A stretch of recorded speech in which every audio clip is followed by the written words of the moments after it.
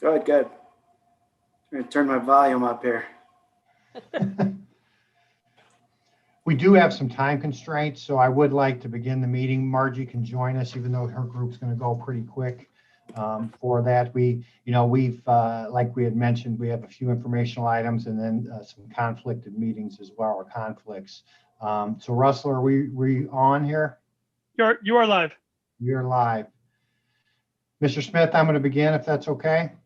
Go right ahead, sir. There you go. You can see the agenda for our meeting. So we have 4 informational items this evening, and really this is student interventions, but related to SEL. So we have a group that's going to talk about that today.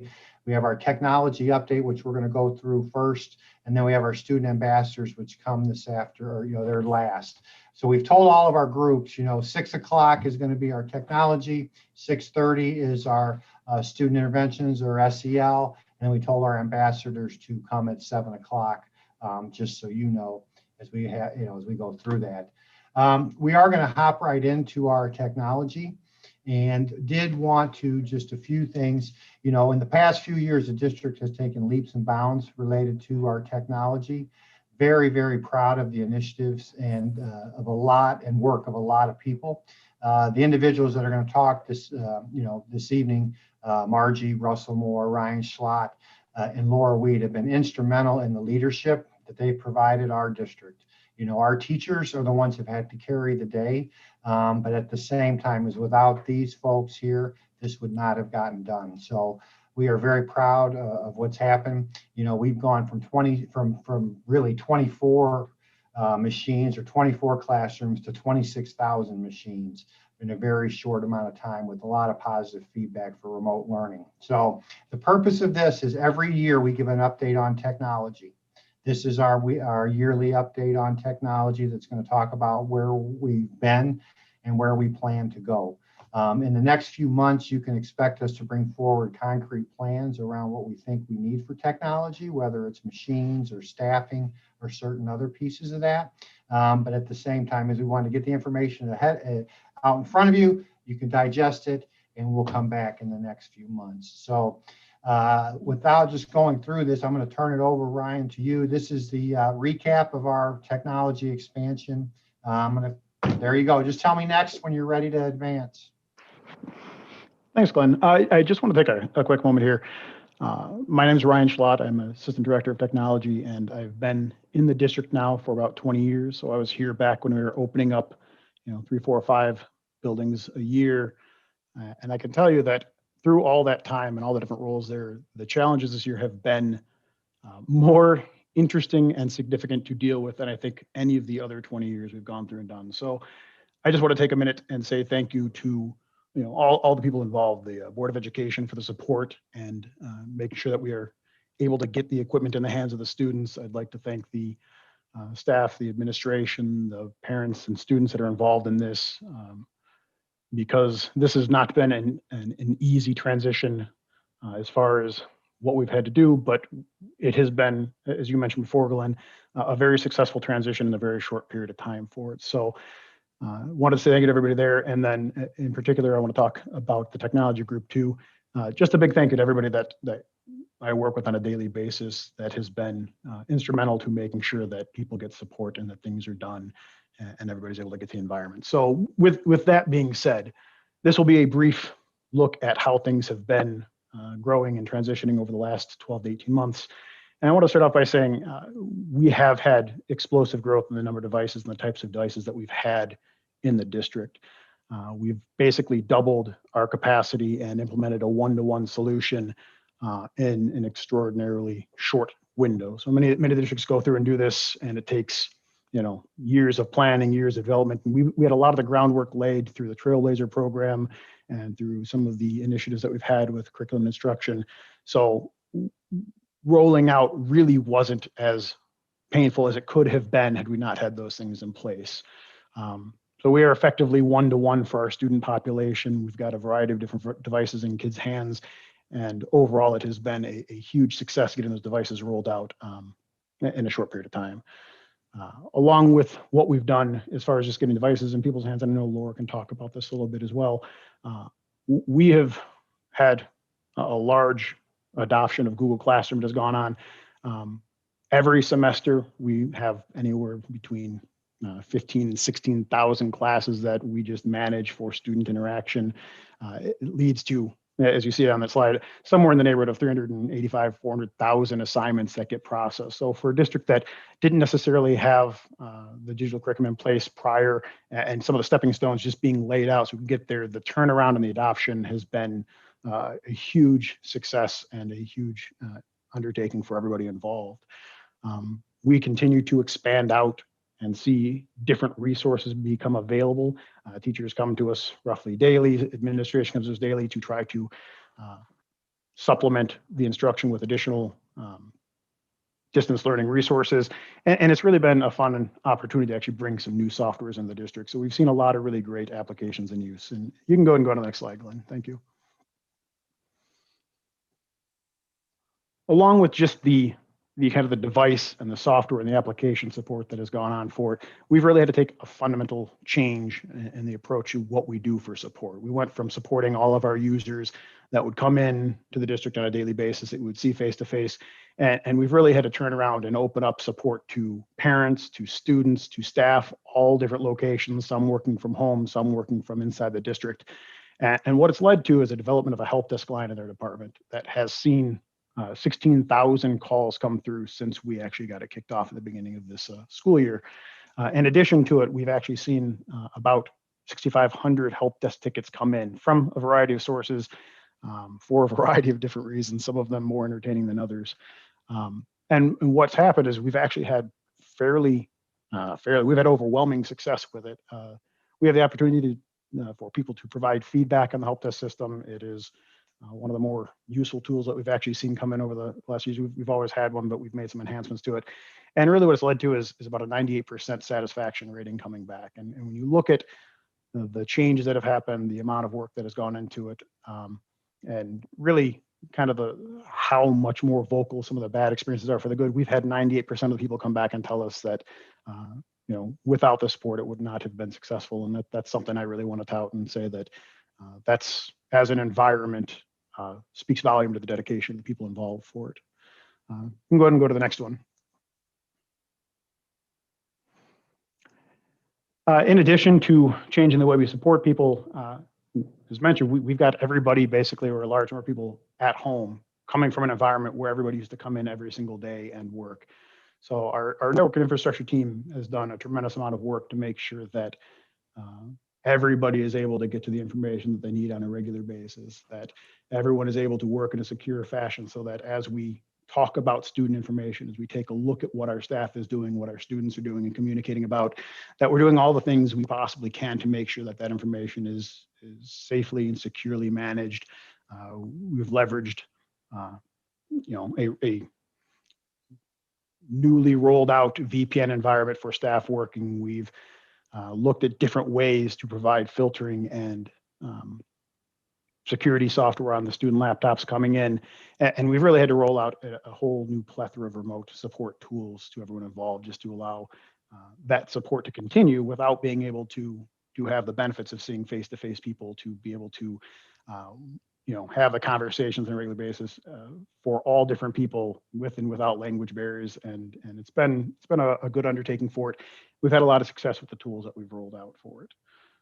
It's really required kind of a whole short notice re-engineering of how we approach what we do in the district. So kudos to our infrastructure team for getting those things in place. And really that has also been a huge success in a very short period of time. So Lynn, you can go ahead and go to the next one if you don't mind, please. With all that being said about what kind of has brought us here, and trying to keep it brief, we are also now at a spot where we know that a lot of these digital initiatives are not going to go away. What has brought us to this point isn't necessarily going to just disappear when we return to traditional models of education. And so we really have to take a look at what we are intending to do here in the future, and take the opportunity to reevaluate what that's going to look like for us moving forward. So we're going to be looking at what, now that we are one-to-one, what that means when we return to traditional learning, how we can make that more successful, different applications, different processes, different things that will allow teachers to interact with students with the new technology they have in their hands, just to be successful in the classroom day to day, whether it's hybrid or traditional models. That in itself is going to take a lot of hard work by administration, by staff, a lot of input, a lot of evaluations, work with other districts. And that is something that we really look forward to seeing develop as we go on. It's also going to force us to take a look at how we purchase and roll out and utilize the different software packages that we use. And it'll be a good opportunity, a fun opportunity to go back and really evaluate what we're doing, take a fresh start at what we want to do moving forward, and really come up with an educational environment that leverages technology in a way that makes sense moving forward. Making sure that it's a sustainable model, making sure that the students and teachers are getting the best benefit out of it, and really just providing different opportunities to all the people that District 202 serves. So that really wraps it up. There's no other closing slide for it, but I wanted to at least extend an opportunity to ask any questions if there's any specific questions that anybody has. And again, just to say thank you for everybody involved. It has been a wild ride, but a wildly successful ride in the process. Well, you know what, if we could, because so really the overview is around the hardware, the support, some of the software pieces of it. Laura can show you how it's gone into our classrooms. And so why don't we let her go, and then we'll answer any questions. You can always ask questions, anybody at the same time, is just so you can get kind of the whole idea from, infrastructure to application within our classroom. So Laura, I'm going to turn it over to you to talk about our digital learning. Sure thing. And I certainly want to second Ryan's thank you to our Board of Education. You guys have been so supportive and so just wonderful as we've moved through and transitioned to this new learning environment that we have for our students and our staff every day. And so also with the support of our technology department, we could not do this without them. So what they do on a day-to-day basis is just absolutely instrumental to our students. So certainly thank you to Ryan and Russell and to Margie there. They have been outstanding. I want to talk a little bit about the digital learning initiatives. And so we talk about this idea of having computers. And so what do we do with them? What are some initiatives within my role specifically as the Director of Digital Learning? And so my role is really providing professional development to staffs, members on digital learning resources, providing a consistent platform when it comes for all teachers, parents, and students. And that's something that we took a lot of feedback from when we started the pandemic back in March. And we were able to create a platform of all students and parents are able to log on to Google Classroom on a daily basis, and they knew what to expect. Our goal is to continue to create and sustain high-level teaching practices within that remote environment as we transition to hybrid, and then also when we transition to a full in-person learning environment, which we are going to call blended learning. And then we are also in the process of starting a digital learning subject area committee. We have that nickname of a digital learning SAC that's going to represent every school, all 30 of our schools and subject areas to support continuous teaching and learning within all of our digital platforms. And so I'll get a little bit of how those initiatives have been rolled out. But I like to talk about where we started and then where we're at today. And so within my role, this is my 18th month being in this position that we started in July of 2019. At that point in time, we had 24 classrooms that were one-to-one computers, and those computers stayed within the school. Those were our trailblazer classrooms. We also had 4 staff members that had a Google certification level 1. And we talk about Google certification quite a bit in this presentation. But what that means is that teachers have gone out of their way to spend about 15 to 20 hours doing their own on-demand learning and then taking an assessment to become that level 1 certified. And then we talk about January of 2021 of where we are at. 26,000 students, give or take, are about one-to-one with computers, and they have them when they come to school, and they will also have them at home. We have 128 staff members and growing that either have a level 1, a level 2, or an advanced Google certification. So each level is another 20 to 30 hours of teachers spending their own time to become more and more fluid within the Google environment. All staff members, which is approximately 3,200, have gone through training on Google Classroom, video recording and video conferencing, as well as G Suite for Education, which is our Google platform. And all District 202 students and staff utilize Google Classroom as our consistent platform. for communication, assignments, work completion, as well as classroom management. And so we have really grown immensely as when we started, or I started this role 18 months ago. And we are continuing to growing. This data piece right here is a lot on the professional development. My role is continuing to make sure that our teachers have what they need. I get their feedback, and we continue to develop in-person or virtual sessions now for our teachers to learn. And so just breaking down a little bit, when we started the beginning of the summer, which was May and June of 2020, at that point in time, you can see we went through a series of online virtual professional development for all staff. They got to pick and choose what sessions that they wanted to attend. However, they needed to attend something on Google Classroom. And so we had over 1,000 that went to Google Classroom training. We had 886 that did the advanced training. We also had 411 that did G Suite Enterprise, which is how they do, it's called Google Docs or Google Slides or Google Sheets, which is the comparable to Microsoft Word that we have been working in for years and years. Screencastify is our software that is the video recording, and we had 801 staff members that went through that. I'm going to talk a little bit more about Pear Deck, but all of these sessions from this point on to, and we've had in the winter and the fall, have been recorded, and teachers can refer back to them at their own pace and at their own time. We also, by the summer of 2020, had 41 staff members that have gone through some sort of Google certification. And again, that is something that we did provide boot camps. And so we did have 28 staff members that went through a district certified boot camp for Google training prior to the pandemic. And then others got this on their own. We had a summer summit, as I called it, this summer, which had 107 sessions that teachers could attend in very small groups, because some of the feedback was that the virtual training, it's more difficult to be able to go through and ask questions when they're in larger groups. And so we had 107 sessions, and all of these sessions were used by teachers, and they had 810 more teachers went to Google Classroom training. 303 more teachers went to Screencastify. The list continues on. 619 went to more advanced Google training. That is something we heard the feedback. We want more and more and more. So throughout the fall, we continue to have those recorded and on the intranet for teachers to refer to at each point in time. And we said, starting in the winter of 2021, which is now, we wanted to move forward and provide more professional development that would be after school hours, that would be virtually as well as on demand, as I call it, which is where teachers can go back and find the recorded versions. Another highlight that we're going to talk about is at this point in time, we've got 128 teachers that have gone through some sort of Google certification, which is absolutely amazing. It's across all levels. These Google certified staff members are members now that are able to provide those training to our own staff. So they are able to go through and provide these professional development sessions within our current resources, within the computers that we use, within the understanding of the District 202 model.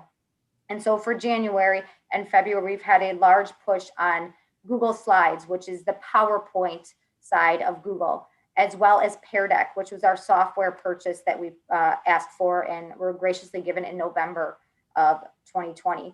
And so as we move forward, I have a plan out for the spring as well as the summer, and all new staff continuing to receive professional development on all of our main software purchases that we have continued on with. I want to talk a little bit about data from 3 major software changes and purchases that we've had this year since 2020.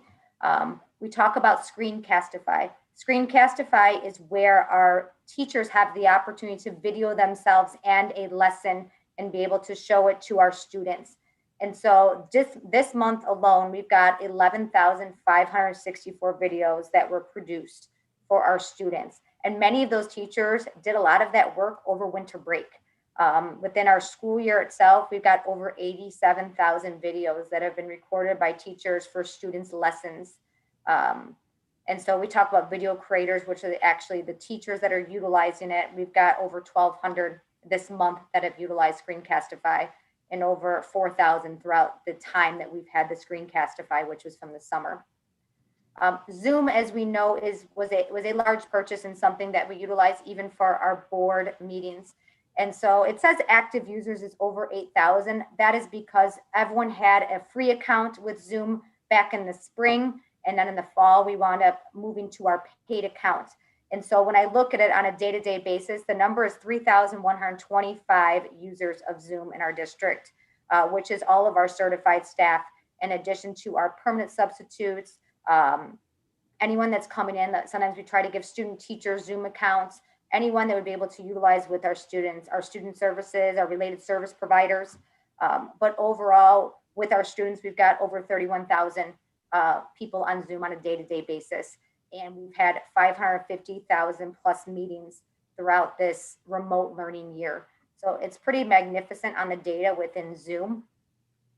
If we move down to our final major software purchase, I could talk about as it moves forward, is Pear Deck. And Pear Deck was one where we did some trial versions. We had a free version, and we were able to get this software purchase from our Board of Education in November. And since then, we've got over 19,000 students utilizing Pear Deck on a weekly basis. And the feedback from the teachers, this was the big one, where they were so excited for this purchase of that premium software. And some of them just talk about, thank you so much. I use it my students daily. Administrators were saying my intensive team is over the moon about Pear Deck. It's the favorite program to use, and it's easy and helps me gauge where my students are at.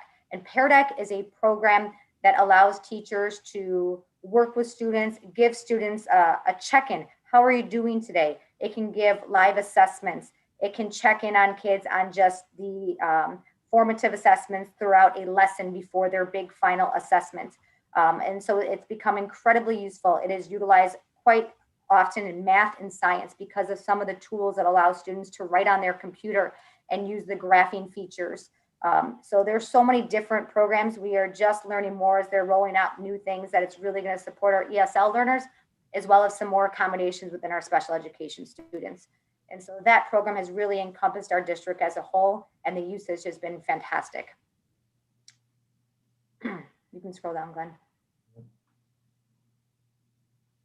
Moving forward, the remote learning, hybrid learning, blended learning, we talk about those words quite a bit of those phrases. And remote learning is really where students are learning at home. And hybrid is when they're partially at home, partially in the building. And blended learning is when they're in person, but still have the use of a computer or a technology. And so the new technology that's being used within any of these environments is our Google Classroom. We're having the one-to-one technology, and then our software to enhance the learning experiences across the board. Within those three learning environments, there's many transitions that are occurring. Professional development for staff to support virtual learning or even in person has just been crucial, as they are eager to learn. They are a little bit fearful at the beginning, but have embraced it and have just done a tremendous job with it. We are continuing to support all staff and students to support that transition to the hybrid model, as that is occurring starting next week with some of our buildings, and then each week afterwards. And then also our blended learning model is going to be the educational model from this point forth. We will always have computers. We will always have our students be on a one-to-one basis. And so how do we make that the best learning environment possible for our students? The big question I have is, what do our teachers need? So I talked a little bit about our digital learning subject area committee. And this is teachers from every building, including media specialists, administration, our technology department, our assistive technology, and trying to hit every grade level, every content area. And what they've said so far, and my answers for us as a district are in the green, but they really want support with continued professional development at the district level, as well as that global level. And so one of the answers we have, or the solutions, is that we are really continuing to use that summer summit model each year to create experiences. And that is that week-long professional development that teachers are able to pick and choose the areas that they want to learn more about and be able to support them within their learning and their growth. They would like opportunities to grow within our current and upcoming technologies. We have something in Illinois called the IDEA Conference, and that is the Illinois Digital Educators Alliance. And that is actually in February. Last year, I was able to attend with some of our administrators and media specialists. And this year, next month in February, it is going to be our media specialists and myself. They're able to attend virtually. And that is where they're going to be able to pick and choose sessions that they are going to be able to learn about new technologies and be able to bring that information to their groups, their levels, as well as back to their buildings. And our media specialists I work very closely with are really just looking to have more growth within their monthly meetings and learning opportunities. So this is able to support them and give that to them. The support the needs of the teachers as they become more fluid with the blended learning model. Again, this is something that we had a minimum number of teachers, our trailblazers, that were able to have one-to-one technology in their classroom. And so we are going to continue to offer Google certification trainings virtually when we go back in person, but continue to give our teachers the opportunities and growing within our own organization. As you saw, we've got 128 teachers that have gone through some sort of Google certification and continue to grow and allow them to be leaders and trainers within each of the buildings has really been successful because the teachers are able to relate to their colleagues and be able to relate to those that are working with the same curriculum, the same content, the same students that they are.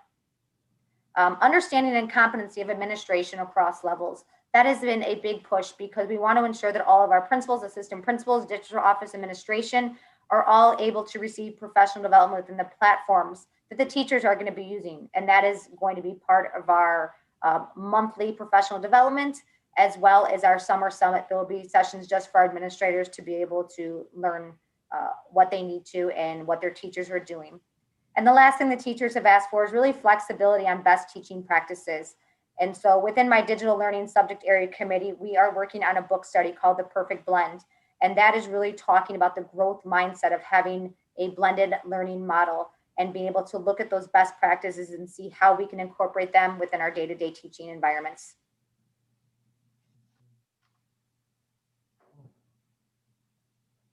The one things that we know, and to really kind of end that presentation, is what has worked thus far. And it has been amazing. As I said, the support from the Board of Education, our district office administration, and the staff is a whole unit for our students. And coming together and amongst sometimes craziness and trying to figure out things and trying to be able to still give our students the absolute best education, the support, and we are saying we are here for our students, has been absolutely amazing. What has worked is that consistent platform for all of our staff, students, and parents. And Google was something that was new to our district. And we have really been able to say, this is the platform that we know our students can expect to log into every single day and be able to talk with their teacher and be able to receive assignments, turn in assignments, and be able to have that consistent piece. We have an abundance of resources. The one-to-one technology that was deployed, we've upgraded software for all of our teachers at all levels, pre-K through 12. And our technology support from our technology department, as I stated, has just been outstanding.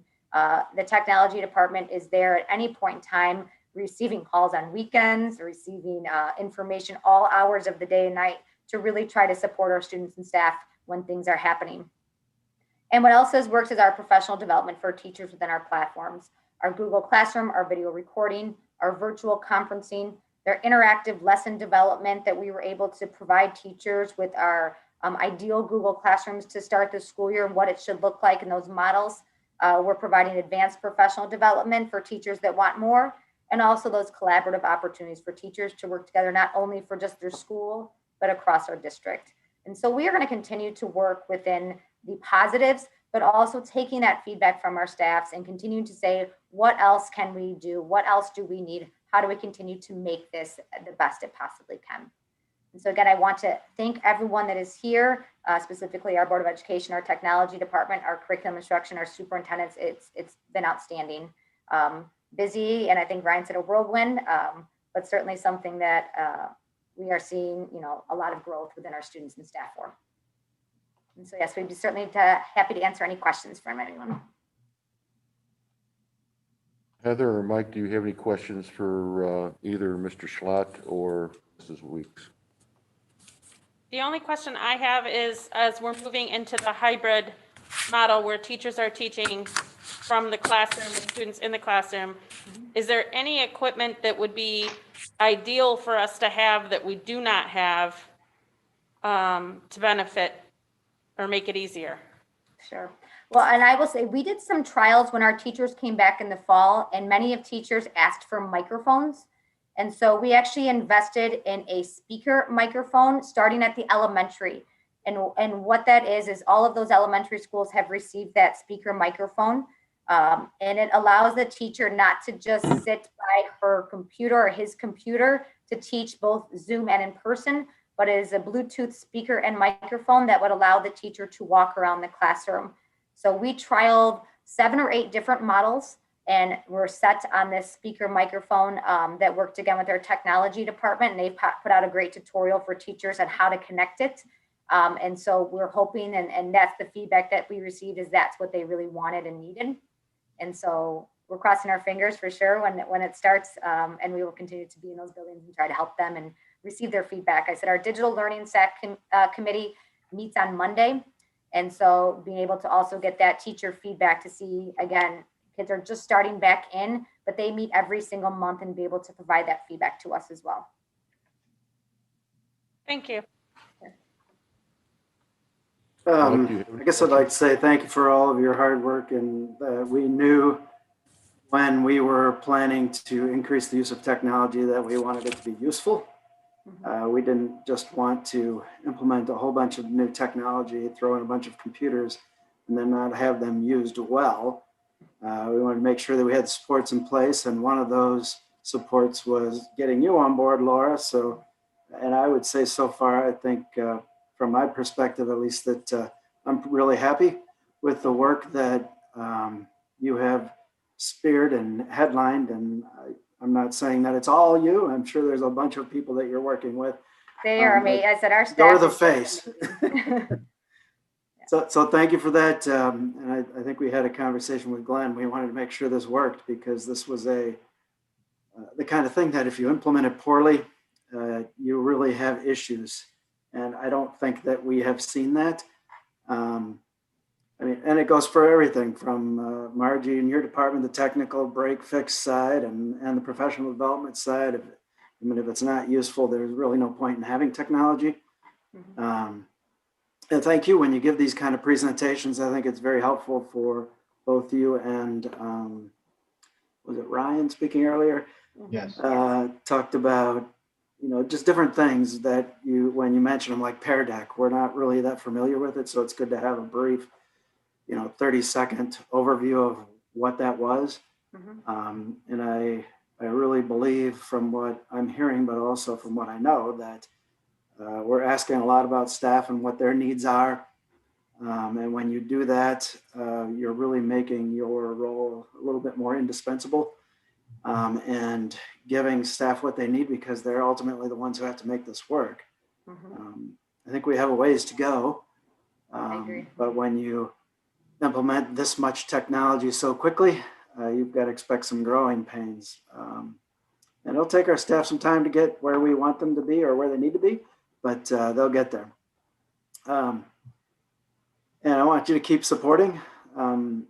But the overriding question, and I don't know if you have an answer for this or not, but to at least put some thought to it, is we're continually hearing, when we go back to any kind of in-person learning, which would of course include some kind of hybrid learning, how are we going to make it work?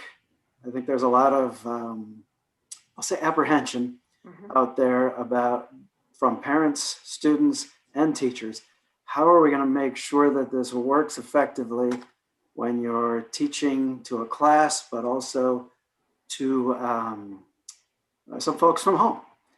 And I don't know if you have any quick answers for that, but just keep that on your radar, because that seems to me, at least, to be the overriding concern that I'm hearing from all three of our stakeholder or partners, as Tom would call them, partner groups.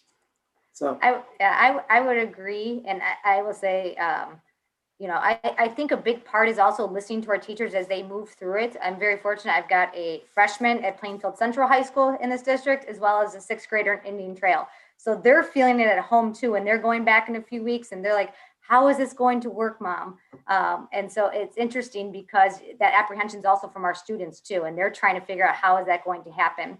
And so I think a big part is, I hate to say trial and error a little bit, but there is that piece of it. I feel like we've prepared our teachers and our students with a phenomenal remote learning environment. And now we're moving it to that next level. And so being able to say, well, this worked, and we're okay saying this did not work, and we can take that off the table. And so, we want to always say that it's going to work beautifully. And I think we know in this day and age that there's going to be hiccups, and there's going to be lots of parts that we need to readjust for sure. And I think part of it on the district's administration side is that we need to be out there in the buildings and be able to listen to those teachers and those administrators to say, how's it going? And I think that's really important, especially, you know, with our role. And again, I work very closely with our media specialists. And so being able to work with them as that liaison in the building is, you know, something that's really important to me. I think you're right. It's when you hear it from your own kids. Yeah. Yes. I do as well. Yes. It's helpful to get that kind of feedback. And Yes, it is. Be out yeah. there, keep getting it. Let's keep moving forward. So just thank you. Thanks. A couple things. Mr. Schlott and Mrs. Benucci and Mrs. Weeks, I just want to say thank you for all your work and help and dedication to get us going this year with the e-learning program and our staff all together. I'm just trying to re-say what Mrs. Drake and Dr. Roby have said already. I have quite a few questions though, and I know we don't have time. And one of my biggest questions, and it's the biggest question of the entire board, is what are we going to be, what is the plan for next year to start school? That is the biggest question out there. And looking at technology, software, students, parents, staff, professional staff development, and so forth. I have a lot of questions. And Dr. Woods, I would encourage Mrs. Drake and Dr. Roby to send you, I'm going to send you and Mrs. Benucci and Mrs. Weeks and Mr. Schlott my questions this week. I would like you to come back next month and answer those questions of Mrs. Drake and Dr. Roby and my own. I also, Dr. Wood, would like to see some type of evaluation to the board on the digital learning and the technology department, both Mrs. Benucci's department and Mrs. Weeks' department. It would be nice to see something in June, if that's possible, of how this all laid out and see the some of the data and outcomes, if that is possible. Again, we're kind of on a time constraint right now, so I just want to say thank you to everybody, and we'll get our questions to you this week. I'd like to hear back from Dr. Wood next month from these three individuals and maybe some of our teachers from other buildings, Mrs. Weeks, if that is possible too. Sure. Okay. Mr. Smith, I have our digital learning stack that I have slated to present to the board in April based on their feedback and analyzing all of our software across all levels. If Right. you would like me to look, I can talk to Dr. Wood about potentially shifting that April date to a different date. But they are ready to go probably in that April meeting, but we can look to change the date if we would like. Well, like I said, I have more questions. Sure. And you're the people that have the answers, or hopefully are 10 steps ahead of the board right now. Okay. And so, again, you know, the big question is, okay, this year we're doing the hybrid, we're doing everything right now. Mhm. What's next year going to be? And that's a question that we may not have an answer for, but I would like to have an answer. But there's a lot of little things in here that I would like to know. So Sure. thank you again. Thank you. Yes, please send me the questions. We'll answer those and report out. And just one other thing to tie in, really, Dr. Roby, to kind of your point, things have moved so quick, you know, and things have worked really well. And part of the evaluation is related to policy. It's related to personnel requests. It's related to hardware and software requests. And so this is the first meeting of a few, I would tell you. You can expect us to come back with some proposals around hardware, software, personnel, and policy. as well, because we want to make sure all the computers work. We want to get this up. There's some policy considerations we would run through PPA. There'd be some personnel things. So just so you know, more is coming, but please feel free to send me the questions, Mr. Smith, or anybody, and we'll answer those and get them back to you. The other thing too, Dr. Wood, is I'm thinking of some other things that in using this e-learning and hybrid learning next year. And again, I will send that to you and to Mrs. Weeks and Mr. Schlott and Mrs. Benucci. But it involves the curriculum, the technology department, the curriculum department, and student services working together. So I'll explain more of that later. Thank you. Which gives us a nice transition into our student intervention component of it. It's on our agenda as social emotional committee. That was my error. But I'm going to turn it over to Mrs. Griffith now to go through intervention support. Absolutely. Can you hear me? I'm using a different pair of headphones and speakers today. Okay, perfect. Well, thank you so much. Tonight's presentation is really in response to Mr. Smith last meeting did request really some information from the district on how we are supporting our students that are at risk, not specifically the academic interventions that we typically hear of for reading and math support, but really more of the interventions on how we support students that may not be attending, that may be not producing work for their teachers. And so that's what we're going to share today. And it really is a good lead in. Our teachers have really adapted how they've taught this year. Our students are learning in a different way.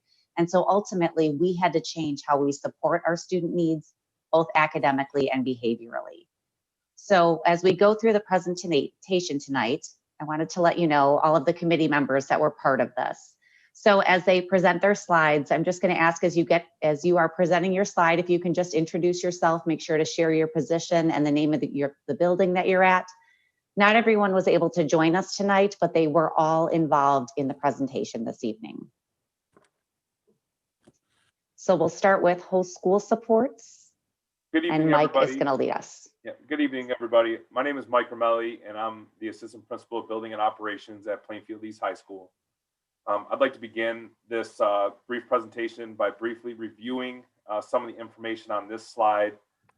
It gives a basic overview of the types and activities and interventions our deans, counselors, social workers are implementing within the buildings. We really had to, as Mina said, think outside of the box and have tried to find ways to build relationships with students, even when we can't see them in our offices in the hallways. So as we go through this presentation, we'll go into more depth as to and specifics as to what some buildings are doing and the overall consensus that people are doing throughout middle schools and high schools. So we have done virtual spirit weeks. We've had several teachers, groups, clubs and activities collect food drives. We've had some student trivia nights. Our dean's offices have really tried to reach out to families with the positive referrals and try to talk to them and make contacts in positive fashions. I know a lot of our buildings have done Students of the Month. We've done our positive behavioral interventions and supports, incentives, allowing students to potentially eat lunch with the dean, eat lunch with different staff members, eat lunch with the principal. And so those are things that we've really tried to implement just to try to get that connectivity to the building. At the high school level, we are doing semester discipline chats. At the middle school, I know they're doing quarterly discipline talks with their students. And then our SEL lessons are being created and given to students using the Google Classroom. At several buildings throughout the district, we are doing some type of special days for SEL components, Wellness Wednesdays, certain theme days to really hit those components.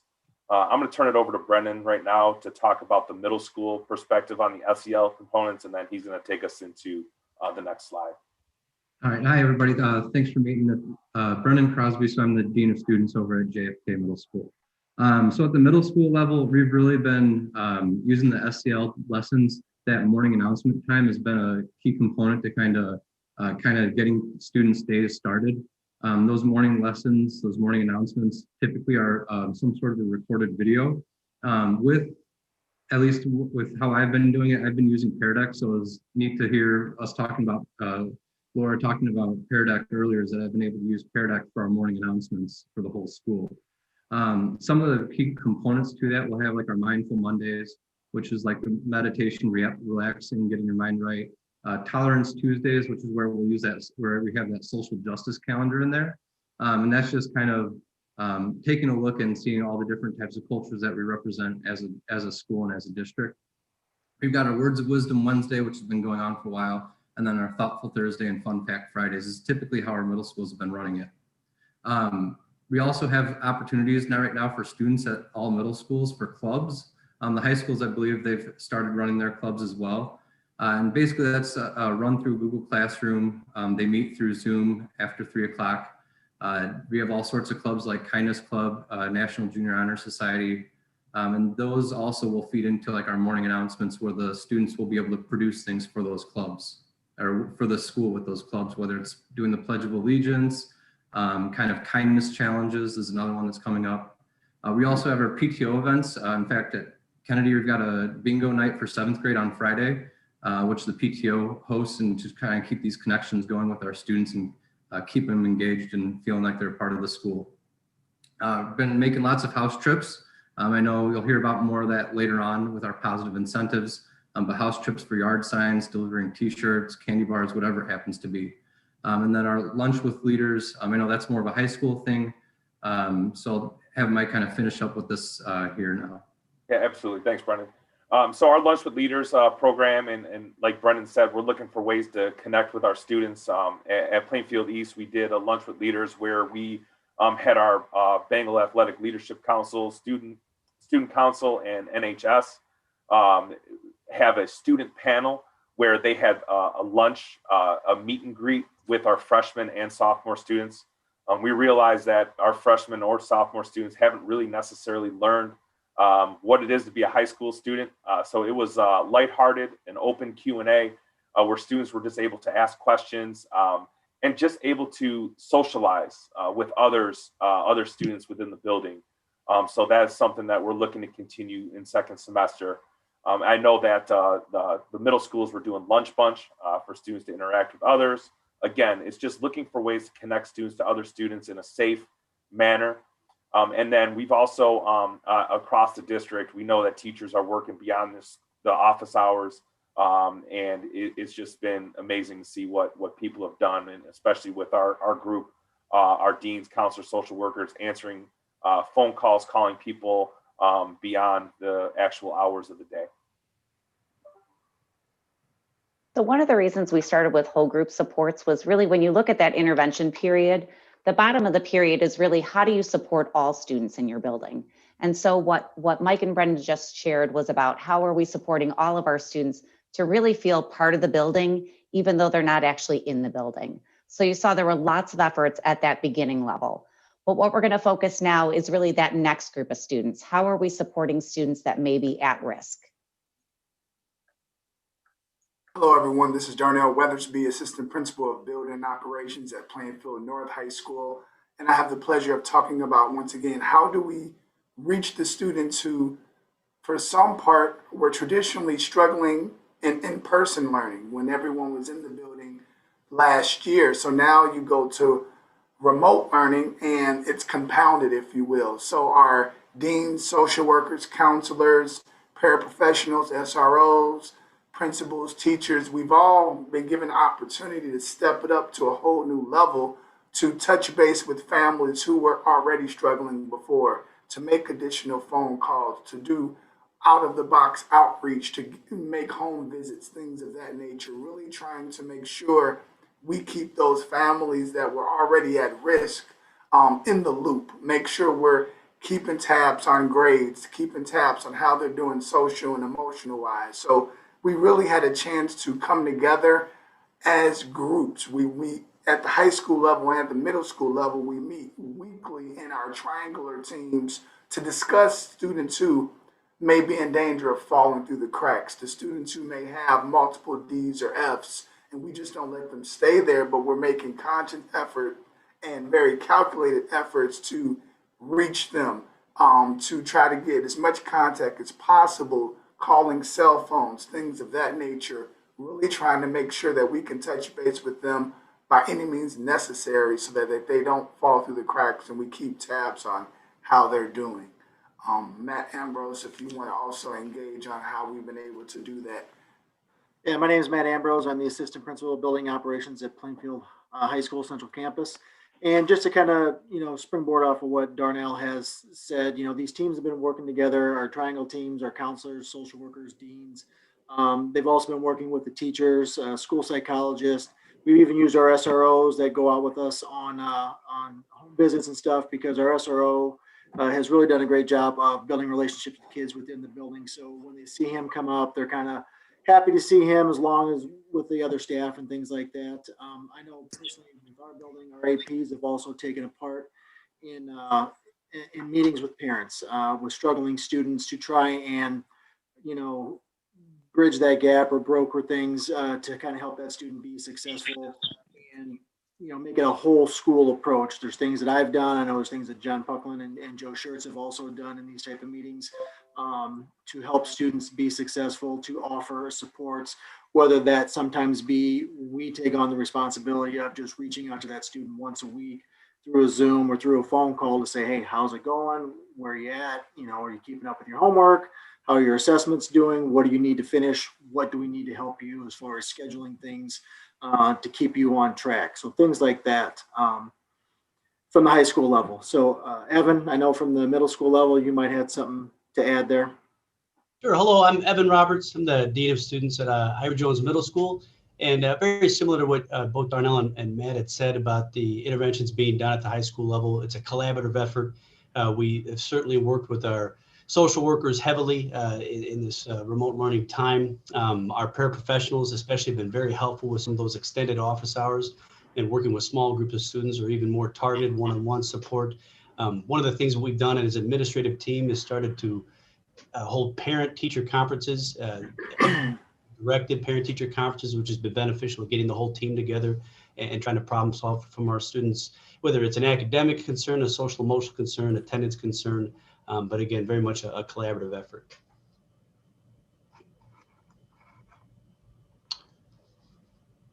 So I could take us into the next slide here. One of the things we're using to identify students at the middle school level, the weekly grade report is incredibly helpful.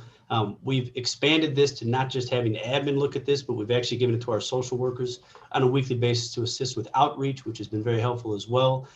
We look at the daily attendance report to determine who's attending, who's not attending. The panorama data is also very helpful, not just for social workers, but for us as administration. We're really looking at students who may have graded low for self-worth, self-esteem, or connectedness to their school. We're having our social work staff reach out to those students directly. Mr. Brennan had referenced this earlier with some of the social emotional lessons that are being done here at Ivor Jones, for example. We do the same thing with our themed morning announcements. So each day's got a different theme, and that's one of the ways that we're getting our social emotional lessons out to our students.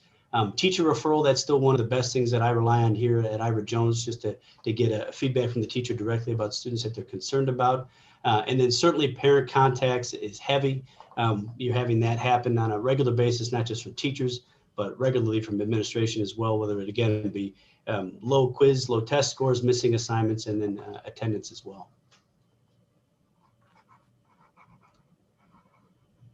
Hi, my name is Lisa Smith. I'm the assistant principal for building operations at Plainfield South High School. Want to move on to a little bit in regards to our attendance monitoring and supports. Obviously, this is always a focus, whether we're under normal circumstances or within this remote environment, because we know attendance is a critical element of student success. So we've continued with a lot of the procedures that we've previously done, continuing to daily monitor, student attendance. That includes sending out Connect Ed messages so parents are aware if students are attending or not, making those targeted emails, those targeted phone calls to parents to help open those lines of communications and develop those relationships with parents to help get their students engaged. Obviously, some things have changed. We've added, we've adjusted within this remote setting to even add additional supports, with these challenging times. So I'm going to turn it over to Bill, who's going to talk a little bit more about some of the unique things we've done within this remote setting. Thanks, Lisa. Good evening. My name is Bill Bicker. I'm Dean of Students at Plainfield South. And so when we were looking at this, we saw that the change in instruction and the change of attendance, the way kids were attending our building, required a change in our practice as deans. We really pride ourselves on those connections we make with students.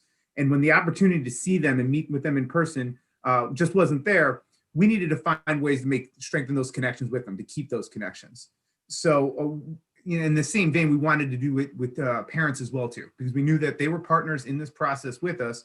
So we really kind of had to start thinking about how we were going to do that. So if we want to go to the next slide, we're going to maybe talk about a few of those things we're doing. So at Plainfield South, and I know at the other schools as well too, we really started looking at the first component, which was emails. All right. So we created email templates, constantly adjusted those templates to specifically communicate with parents, whether it was an attendance need, whether it was a grade need, whether it was anything where we were really concerned about a student's progress in school. The next step, and this kind of goes, I'm thinking about the meeting tonight and previous presentation, as we've gotten more technology, it's actually made it so we can do more with our job. So case in point is having Zoom meetings with parents. So we make these connections, we're trying to strengthen relationships, and we're trying to really get on board because this is new for everyone. So how can we best provide support? And one of the things that has really helped us is having those Zoom meetings with parents, bringing them into it, it's been a much more efficient way to have a meeting with a student, a parent, all at one time. And I think that's something that we've really looked at doing. I'm going to turn it over to Denise now. She's got a little bit more to add on the middle schools. Hi there, I'm Denise Bauer. I'm the dean at Timber Ridge.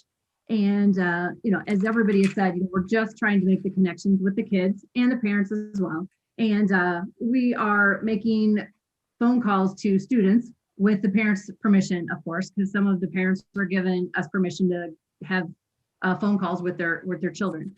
We've gone and visited homes, emails, of course, direct messaging through Google Classroom. The technology is allowing us to do that. Chat features through Zoom. And we've tried to individualize and tailor the communication needs for each family, whether the home visits are working better or whichever is working best for each family. We, in addition to some of the negative connotations like the attendance issues or the grade issues or the missing assignments, we've also tried to really focus on positive contacts with parents, positive contacts with the kids, whether it be also through Zoom, through emails, through positive postcards, and really let the kids know that we are noticing the positive things, we are noticing the good things, and that we care about them and that they are still part of our family, and make that connection and let them know that we care. This is something similar we did over at Plainfield South. It was right before Thanksgiving, and meeting with deans and with our triangle team and counselors, we decided that we were going to randomly reach out to kids whose attendance were spectacular and their grades were good, and kind of reach out and say, this is a really tough time and you're doing an awesome job. We thought that it was important that they were hearing that as well too. So we took an initiative upon ourselves that week, and each dean tried to make it a goal to contact 5 to 10 kids a day, where we, just said, hey, thank you very much. In addition, we'd contact the parents and let them know, hey, we just, sent a message to your kid. We just want to let you know, thank you very much in this tough time for really, crushing it.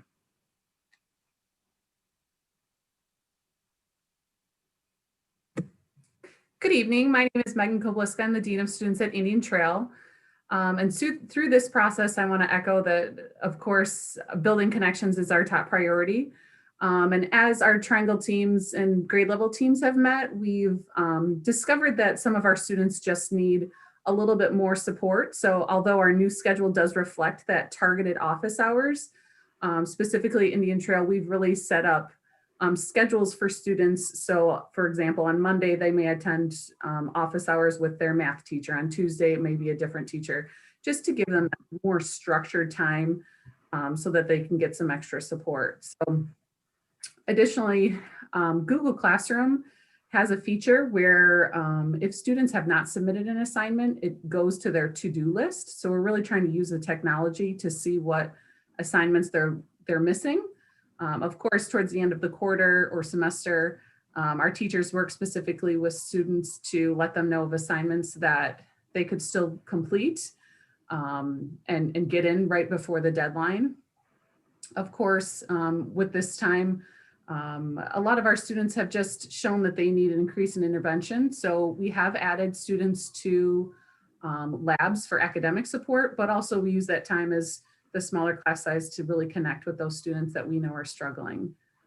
Some of our schools have used tutoring, so that's student to student help. I think that's going to be talked about later, but we've had some specific tutoring set up for special ed students as well.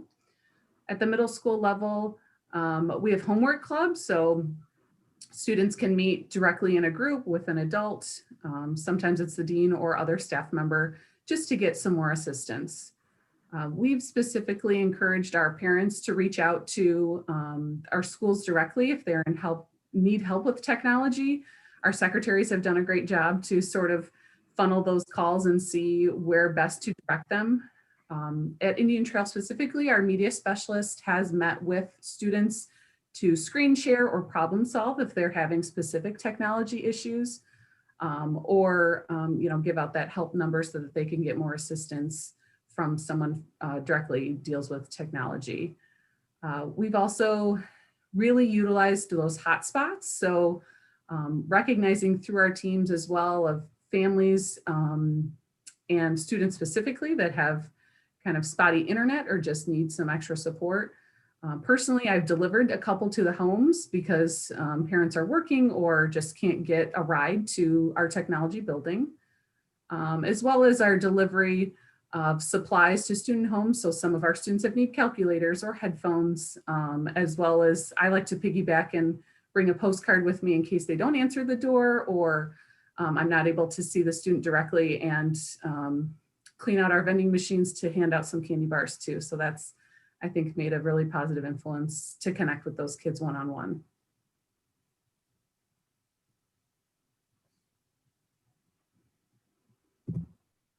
So Darnell, Brendan, and Tim are going to talk about targeted individualized support. So we talked about, the first level of support is for all of our students and how do we connect them to the building. That second level of support that Megan and Brendan and Evan talked about is kind of for that group that may need some support, but not intensive. And so the last group is really going to talk about students that need really targeted individualized support. So not whole group things, not a class intervention, but really individualized to where their specific need is. All right, so I'll get the ball rolling. At Plainfield North in particular, we've had a chance to set up evening tutoring hours, Mondays through Thursdays, Mondays and Thursdays from 7 to 8 p.m. in the evening.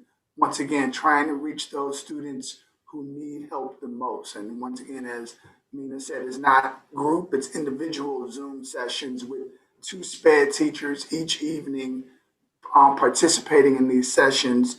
And we've averaged a great turnout, and parents have been very appreciative that we've attempted to go above and beyond, trying to make sure that those SPED students have all the resources and things that they need to be successful as we transition and try to navigate remote learning successfully.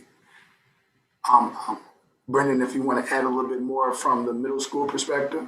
Yeah, with the middle school, it's been we've used a lot of checking in with those targeted students that get to this level of support. So creating those individual plans with them, and kind of, those are the ones where we've made it this far and we're really working with them real hard. And one thing that has helped is with Zoom, and they'll have a color that'll tell us when they're available or when they're not available. So we'll see, maybe they just got out of the class.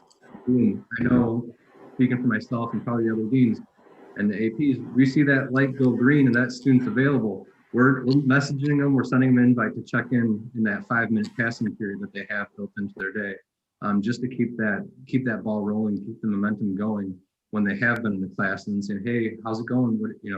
Just checking in with them, and it really has proved to be beneficial, and just letting them know that, hey, your teachers really want to hear from you, because that's really a big piece to this. Is a lot of these students that we've got some students who will go to class but then they just are camera off and aren't responding and not doing any of the work. And so it's just kind of boosting up their egos or that morale, their spirit inside of them to get them to do what we know they're capable of. And it's just a lot of times the circumstances that we're in with being remote with a lot of these students. Going on to kind of our problem solving on MTSS on flex team meetings, that's where these students are coming up with our social workers, our other administrators to kind of problem solve and look for what do we have to offer, brainstorm, what supports are out there. I know using the Lions Club, those Christmas baskets or the Thanksgiving baskets, that's where a lot of those types of things, looking for who can need a hot spot and what those social workers have heard from both the teachers and the students and the parents. So that's been a big place where we've been able to help out a lot of students that get to this level of intervention. Moving on with our 504s and IEPs, those referrals. And I will say 504s, due to, with our child find meetings that we've had, we've seen anecdotally just an increase of parents who've been interested in those in having a 504. And I say that anecdotally because we're still within that 60-day window of we've reached out and they've expressed some interest into it and looking into it a little bit more in depth. It has been a challenge though, because getting them in for evaluations and for testing, that's been a challenge due to just our circumstances really. And that kind of also goes along with Hartgrove's on the referrals there, and had a lot of interest in it, but then they determined that it's a virtual meeting with that counseling service, and they kind of, the students aren't buying in as much, just like we see sometimes with some of these students in the classroom. So, and I can speak a little bit to that as well. Our partnership with Hartgrove has grown probably faster than we initially had intended, just because the need has been out there. So currently we have 65 students and families that have active cases with Hartgrove. We've had 341 clinical visits this year. So that program is significantly increasing in need and popularity. And speaking with Hartgrove just earlier this week, and the option of us opening up our doors, we are making plans for them to be able to begin to safely see kids in person. So they, of course, would have to follow all of our protocols and procedures. But that is something we are excited to bring back to in person. Similarly, we are referring a lot of our families out to outside resources. As you guys know, thank you again to the board for their vision and approval of a lot of the SEL supports we've provided for our families, including referral GPS, which to date this year, we've had 31,574 searches used by 176 users.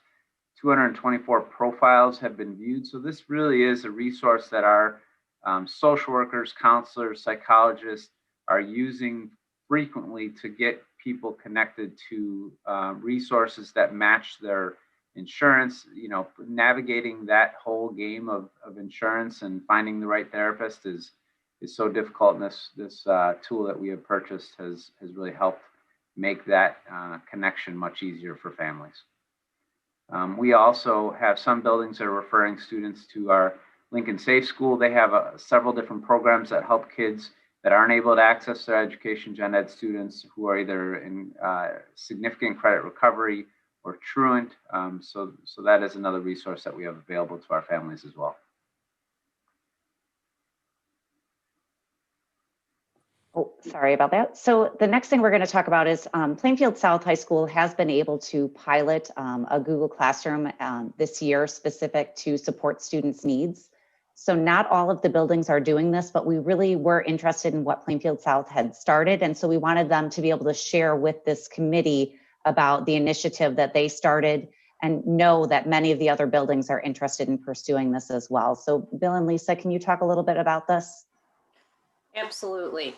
So one of the things in conversations with myself and the deans at South, we looked at the fact that there are so many new resources available to us. And how can we, within our roles, utilize those resources to connect with our kids, especially being, not in person, having deans connecting directly with kids We're trying to think of ways, how else can we do that? And one of the things we thought was a great idea was the use of Google Classroom, because we know the kids see that, they check it, they see the notifications. So what we decided and asked for was that each dean got a Google Classroom for each of their alpha slices so they could communicate directly with their caseloads. And so they've taken that tool and have utilized it in many unique ways. And Bill's going to talk a little bit about some of the ways they've been able to utilize that tool to connect with our kids. Yep. So the idea kind of came from a conversation that kept ringing in my head from about 5 or 6 years ago with a student. And that 5 or 6 years ago, I remember a student telling me that email was for old people. So I kept thinking, if we're going to get in touch with these kids, email is not going to be the best way to do this. So we knew that they had to get on Classroom for all their other classes, that if we had a dean's page, they would see anything we put up in there. It would come across as an assignment, it would come across as a notification. So that way, if we needed to talk to a student individually, we could. And so one way we use it is, if we need to get a hold of a kid, it's not something where it's so necessary for us to call home, but something where we're like, you know, it could be positive, it could be just a check-in, hey, you need to get your work done. We'll use the messaging system there. We'll also use it for like mass announcements. So if we're saying like, hey, this event's coming up, or the sign up for a club or anything, or our Google News, or our Cougar News, you know, we send that out via our pages that go to all of the kids on our caseload. So it's a nice way to kind of be able to communicate to those kids in a forum and in a medium that we know they're going to see. So that's kind of some of the ways we've been using it, and we're kind of exploring all the other, you know, more ways we can use it in the future. So that leads well into what are our priorities and next steps. So I will tell you that this committee, this group that spoke today and really helped to put this presentation, wasn't done here. You know, we listened to each other, we learned new things that other buildings were doing, and really identified what are ways that we can improve. We know that we need to continue to improve each and every day in order to ensure our students continue to be successful. So Mike and I are going to talk a little bit about our priorities and next steps. One of the first things that we are going to look at as a group is our panorama data. So as you know, last year, the board did approve us purchasing Panorama, which is both a survey tool and a tool used to provide intervention and support for students in social emotional learning. And so we do have our Panorama assessment was given first semester, and we were able to share that data with building teams in December. So I know many of the schools are going to now use that data to look to create intervention groups, identify individual students in need of support. Plainfield East in particular has a way that they are planning to target support for their 9th graders. So Mike, can you talk a little about that? Certainly. So we're utilizing Panorama, as Mina mentioned, but we're also looking at the data from first semester and really going to target the students, the freshman students who failed 2 classes or more. With those students, we're looking at providing them a small group of support made up of a counselor, dean, social worker, a department chair, and even some administration. And it's really just to build them up, hope to give them some study skills, some organizational skills, and just any extra support that we feel that they are needing in order to give them maybe the extra boost that they could hopefully get back on track for second semester. And then, you know, we could work over the next 3 years to continue their progress that they've learned. And more or less, you know, again, as I mentioned before, we're finding that a lot of these students just need that connectivity back to the building. And we have been searching for ways, and this is going to be a targeted group that we are going to look at trying to support with different people and in different avenues. So in addition to that, we're going to, as a group, continue to work on how do we improve our attendance? How do we continue to connect with students? Everyone talked about more positivity. You know, earlier we said it's not just interventions and calling only when students aren't attending, but it's really making those positive connections. And parents love that, and kids love that as well. You don't want to only hear when you're doing something wrong. You want to hear when you're doing something right. And that's going to help to build that connection between students and their school. I know Bill and Evan, can you talk a little bit about before school motivation? I know that was something else that we were looking to start or may have already started in December. Sure. I'll go first. The before school motivation was something we were talking about doing before any of the hybrid plans came out. It's something we thought we might need based on just getting kids excited in the morning. The deans were talking about like each one of us could take a day. And it could be something fun we do before school starts. They could get on one of our Zooms. If we were to slide backwards and go back to full remote learning, it probably would be something we would revisit. Right now, though, I think our focus is a little bit more on, all right, kids coming back into the building. Sure, we've used this just recently as third quarter has begun as more of a targeted intervention for students with, in particular, attendance issues with that first period, just getting going in the morning. Right now, we have our social work staff reaching out to those students, 7:40 give or take, with parent approval, parent support, of course, just to try to build them up, get them going, get them off on the right foot to start the day. But my thought is as we move forward, it could certainly also be used as an intervention with dean support as well. But right now it's just in the early stages, but so far it seems to be going well with the social workers who've implemented it.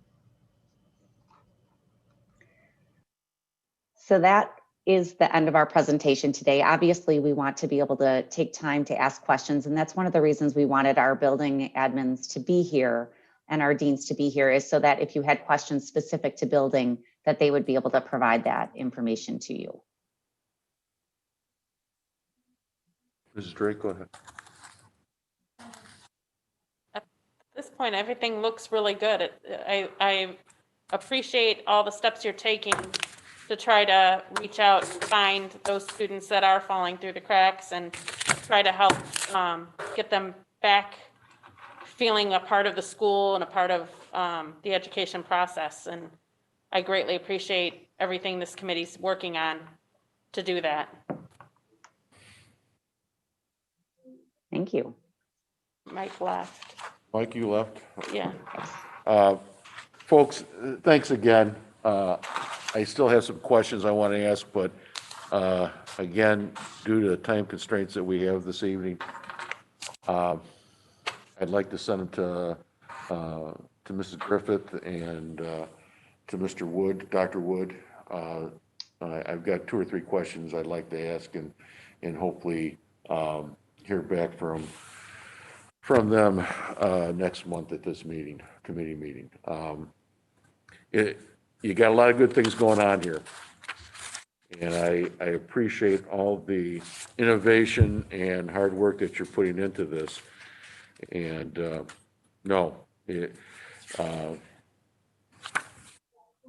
I'd like to know, Mr. Griffith, have we shared this with our parents and community? We have not, but we can absolutely share this with the community. It's part of our public meeting today, so it's something that we can definitely share in parent resources. And I'm sure Tom can talk a little about this, but we do have the parent website we can add it to. I'm just wondering, and break it down into all 3 levels, elementary, middle school, and high school, develop some type of a video or slideshow. And this is very informational, but break it down into specific levels. And I don't know if you have the time to do that. I know it's asking a lot, but it would be nice to get this information out to our parents and out to the community as a whole of what we are doing or what you are doing during this pandemic. So instead of having people saying, well, we don't have a plan, we're not doing anything, this really, we are doing something. You are doing something for our students. And so again, if you don't mind, I will send you some questions and you can get, and Mrs. Drake will too, and I assume Dr. Roby will too. I'll give him a call and we'll go from there, okay? Absolutely, we can definitely do that. And then next month, just to make you aware, the SEL agenda item that was on for today, that's actually for next month's committee. So we can definitely provide a follow-up to any questions that you send to us and then share the SEL supports that are also being provided. We really didn't go in depth on that today because we were looking at other intervention support. And we can definitely look to divide this presentation up and share it with families. It really was an effort of elementary, middle, and high school, although we did ask for middle and high school to present it today, but many of the interventions you saw today are also available for our elementary students. Right. So thank you very much. No, it's a great presentation, and again, thank you. But if we could break it down into those specific levels, I think getting that out to the community and to parents is a very positive thing. So thank you again. Thank you. Dr. Wood, where are those student ambassadors? Oh, thank you, Mr. Smith. Thank you, committee. You feel free to stay or go. It's up to you. We don't take it personal one way or another. I will Absolutely. say. Thank you again. Huh? I just wanted to thank them again. Thank Oh, you very thank much, you. guys, for all of your work today and for presenting. Thank you. Yes, and just because our students are after the intervention portion doesn't mean they're a sample of that. I just want to put that out there. Our next group is our student ambassadors. For those who are unaware, this is a group of students that are really chosen at the building level through a committee process. They have a term where they really provide feedback and input to us. The last time they were here, they talked to the board and committee about things that were going on, things were moving forward, and really we're mid-year through the, halfway through the year. And the purpose of this really is to reflect on the first semester, talk about our initiatives for the future, and then follow up on some of the things that you brought up related to, student support, homerooms. I know that was a piece of it. There were some other things, technology, those things that were there. So it's really open-ended, I would say. And I'll start off with a few questions, but then after that, it's questions from our board committee members or committee members in general. So I'm just going to start off and tell us, and they can introduce themselves for those who are not familiar. Our committee members know our student reps. We have 4 from each of our high schools, but I'll just start off on reflect on the first semester.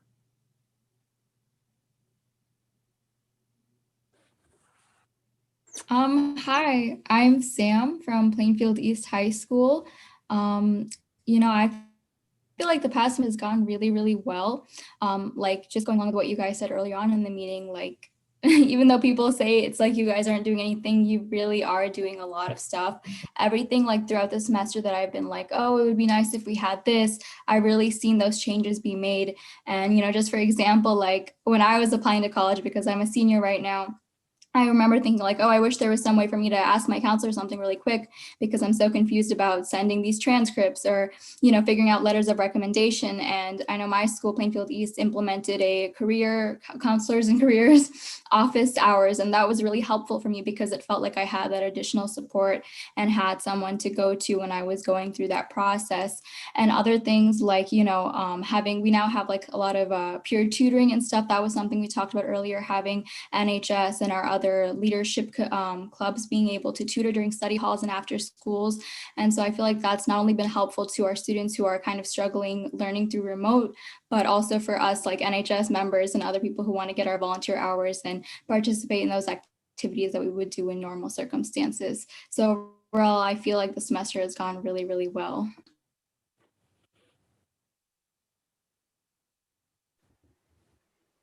Thank you, Hi, Sam. I'm Joshua Smith. Hi, I'm Joshua Smith. I'm from Plainfield North, and I'm a junior. And I kind of like to start off by saying I think this previous semester was like a learning experience for all of us because just kind of the shock to the system this ended up being transitioning over to online learning like this. I know it caught a lot of us by surprise, and a lot of students are kind of mixed. Like the opinion is like either you love it or you hate it is kind of what I've seen. I look forward to second semester, just kind of taking what we've learned from first semester, the systems we've implemented and how they work and how they've benefited our students and like our parents and our community in a whole, and just applying those in learning from our mistakes or lapses of judgment in the future. Hi, my name is Brianna, and I'm the student ambassador from Plainfield South. And I feel like this semester it started off kind of rough just because I think we all didn't know really what to do. But as we went on, I feel like there was a lot of improvements. And I know at South, we were able to like get our clubs going and our teachers were reaching out more. And there was just a lot more resources that students had available to them. So I feel like now that everything is more in place and going into second semester, everyone's like more settled, and I feel it's getting easier for everybody. So I feel like second semester is really going to be better just for everybody and all. Thanks, Brianna. Lydia, did you want to add anything about first semester, or you can go into what you think second semester is going to look like? I lost Lydia. Oh, she may have had to step out. Well, tell us about second semester. You know, we did our surveys. We've done some of those things. You know, we had people chose a hybrid version or remote version. What's on your mind about second semester?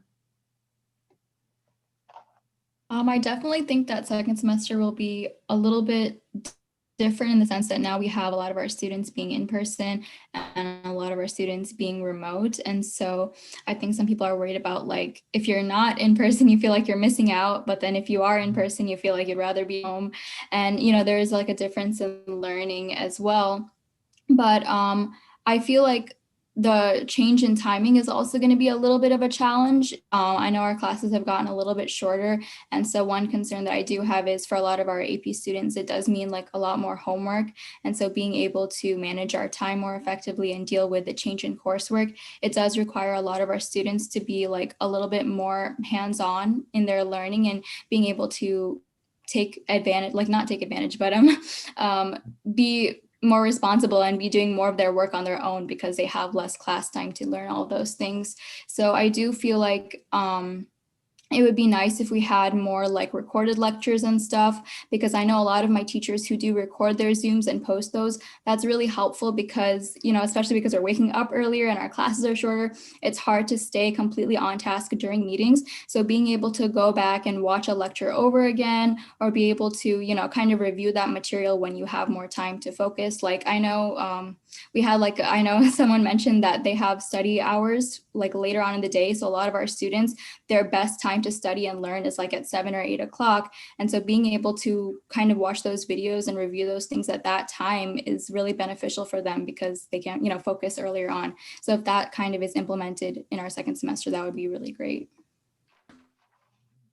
I completely agree with Sam about the whole time being changed. I know we do have to like be up earlier. And so like with those shorter times as well, like having the resource to be able to look back at a Zoom meeting and just be able to like review things, because I feel like our classes are more rushed just because of like the shorter times. So especially if there are students in AP classes or just higher level classes, it's harder to get all the information that's needed, especially if they're going to be taking the AP exams, because I know that's really important and we're not really sure how that's all going to play out.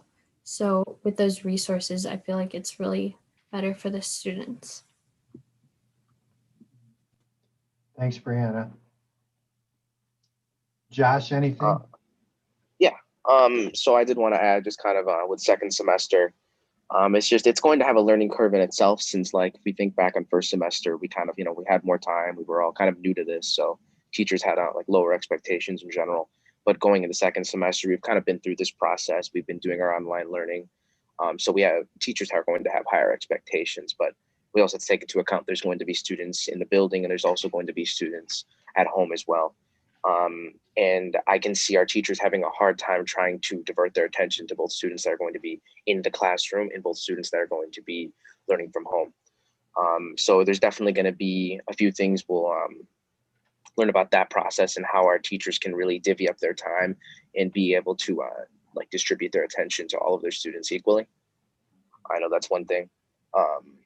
That's like my main concern really going into second semester, just how our teachers will be able to handle, because it's like it's multitasking in a way, and multitasking is really hard for a lot of people. And sometimes, you know, it slips in certain spots. So it's hard to kind of pay attention and keep your focus. But I look forward to second semester. I think we're going to finish this this school year off really well, and it should turn out well. Thank you, Josh. Any questions so far from our board members, our panelists that are there?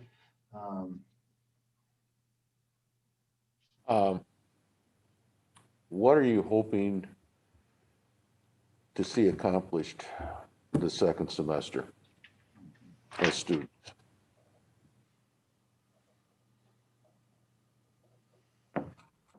In our, oh, go ahead. Go ahead. Okay.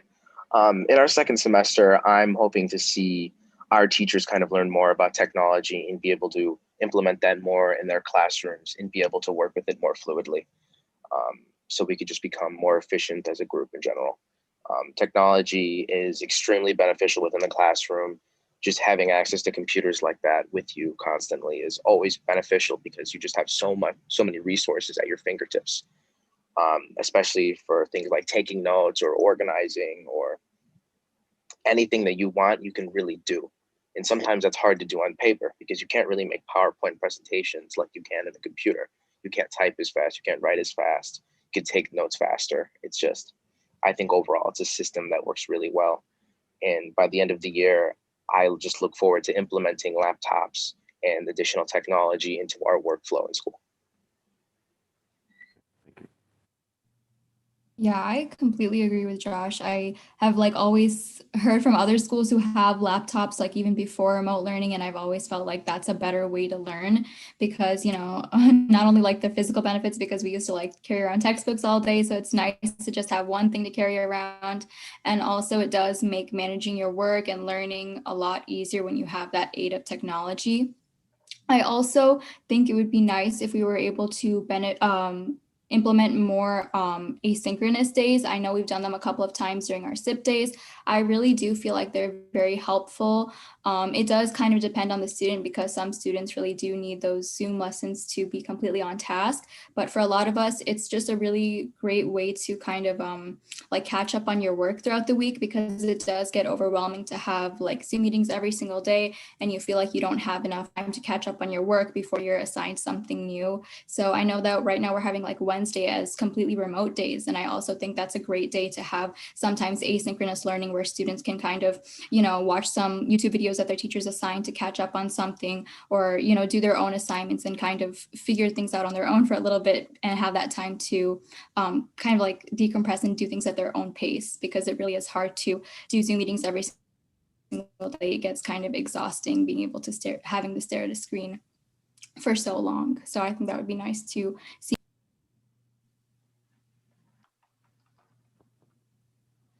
Thanks, Sam. I agree with the asynchronous days, having more of them, just because I'm more of a person who I take instruction and then I like to go off and like do it on my own. But I know that a lot of other students also need to be like in the classroom the whole time, like with the teachers. So I feel like having more of those days will really benefit a lot of other students. But I'd also like to see more in the second semester is like being able to connect with more students. I feel like first semester, we were kind of all on our own and not really able to communicate with the other students in our classes. So I feel like the breakout rooms and like having something more like those in more of our classes is beneficial just to talk to more students and I guess not really socialize, but talk more about like what we're learning in class because I feel like you're kind of on your own unless you're talking to other students outside of school or like on your own time. So I feel like implementing more of those would be beneficial. You all mentioned something about you feeling that there's more homework involved with this and more stress with that. Can you explain a little bit more about that? How you envision it for second semester?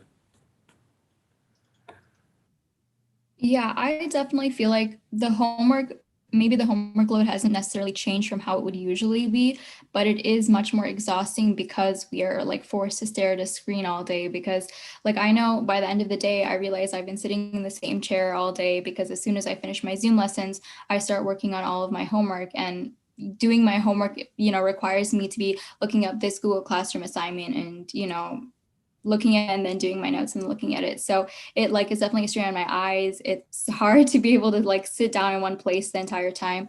So I don't really know what the solution for that would be, but if there was some way to kind of break things up and, change the pace of it so that we aren't constantly forced to be staring at a screen every single day, that would be really helpful. I think that's what really contributes to how exhausting and overwhelming it is.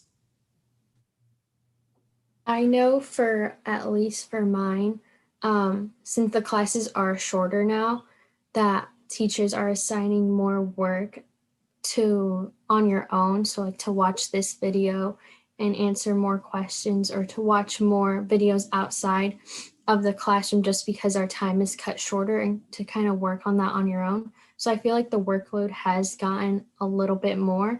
And then also just being on the computer all day is really stressful. And like, I know it's hard, like you want to complete all your homework, but at the same time, you don't want to be in the same spot all day long. And it can get really stressful and like hard to balance like your workload along with just like your mental health as well.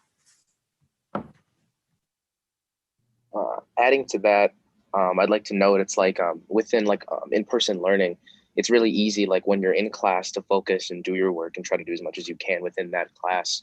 And then when you leave that classroom, you can in a way mentally separate yourself from that classroom for those 5 minutes during our passing periods to socialize and decompress for a minute.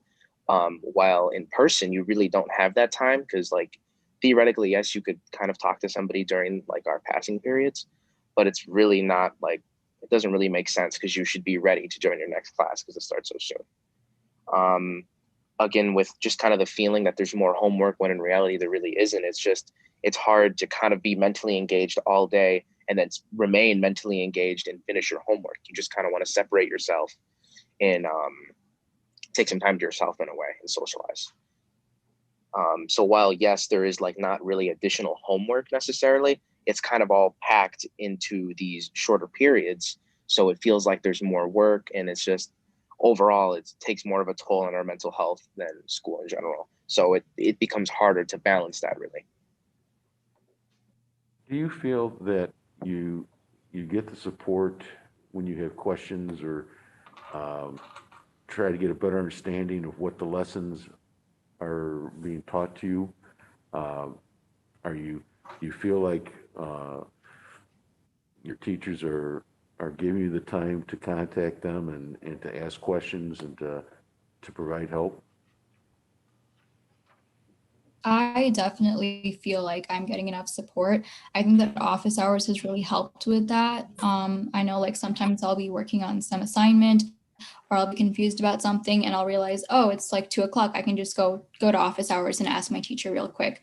And so that's been very helpful for me. I also think teachers have been really responsive with emails. If I ask them a question, like, today, like I'll get a response within an hour that's usually pretty descriptive. It also feels like during class, in the class, but usually like if it's a teacher that I'm comfortable with and if it's a class I'm comfortable with, I feel like very okay with asking questions during the Zoom.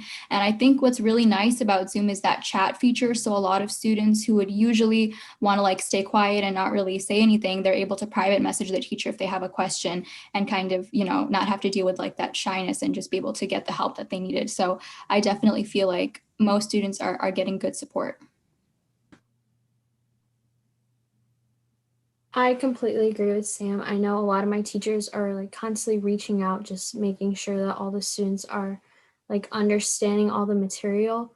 And I feel like it's really helpful, especially with the office hours and then also the chat feature. And I know some of my teachers also have like surveys under Google Classroom, just like check-ins or at the end of the week during our Pear Decks, we also have like a little check-in to make sure that everybody's doing okay and like understanding the lesson well. And they're always making sure like if we are having trouble to go back and review. And I feel like they've been really helpful and supportive throughout the whole semester. I do feel that we do get the support we need. Though sometimes it can be confusing where you should be reaching out to your teacher because now there's kind of 3 different places. So while during Zoom, you can reach out either through chat or you can speak up during class if that time is available. Or you can comment on a Google Classroom assignment if there is like the option. or you can email. And sometimes it's hard to choose which one you would use because you don't really know which one would suit the best. And I know I've had issues with contacting my teachers sometimes where I'll leave a comment on a assignment and they won't respond. Or I'll shoot an email to them and they don't respond and I have to kind of check back up. And I think this comes from just there being so many different places to reach out to students and for the students to reach out to the teachers. So overall, it's just kind of confusing sometimes, and that can be an issue. I'd like you to do me a favor, you three, is as you get into this hybrid learning, I would like to hear from you, Dr. Wood. I'd like to hear from these three individuals and the young lady from Central. What their thoughts, what was working for them with this hybrid model, and what recommendations would they give us to help the students and help us to do a better job or a better understanding, and not only for the board but for the staff and for the community as a whole. And the second question I have is, I'd like to know from them, how would they like to see their graduation ceremony this year? Those are two questions I would like them to come back and answer to the board, if they could. Yes, that sounds good, Mr. Smith. We Mrs. will, Drake? we meet regularly with our ambassador group here. As you questions? mentioned, No, Lydia. I took note of a lot of things it said. Lydia from Plainview Central's not here, but she'll come. And if you send us questions, they can answer them or they can present out again to the committee. Well, I tell you what, I do have a couple of questions I'd like to, but I'll send them to you, Dr. Wood, and if you could get them out. Again, Brianna and Samantha and Josh, thank you very much. We appreciate your time. Your time is very precious, and thank you for sharing your thoughts and ideas. And again, we want to hear from you, what your thoughts and ideas are. You can only make us better, and really appreciate your fourth word and being honest with us. So thank you again, and have a good evening. Thank you so much, you guys. Great job. Thank you. I just want to say it's like a really great opportunity to be able to like speak in front of you guys. I know a lot of schools don't let their students have this kind of like position to be able to talk to their school board. So like we really appreciate the opportunity. Thank you. Thank you. I agree. Thank you so much, guys. Thank you. Well done. We appreciate it. Just to our final agenda item is just the next meeting for February that we have listed, our look ahead. And really we will add our SEL component of that. I know we did the interventions here, so we'll add SEL for those. If we'll definitely make sure that we have our principals from Indian Trail, Central, and Lakewood Falls, kind of the same thing, the question and answer of how things are going. And then possibly some resource purchases or displays. We have those in the works, so we would bring those forward as well. And then if you send me the questions, and we will coordinate between Mrs. Griffith and myself, both the student interventions, but then the students and the technology piece, and we'll get those answers to your questions. Mrs. Drake, do you have any other questions for Dr. Wood or Mrs. Griffin? I don't think so. Okay. Okay. Okay, thank you very much, folks. Appreciate it. Have a good evening. Have a good week. Thank you, Mr. Smith. Stay Thank healthy, you. everyone. Yep. Everyone. Thank you.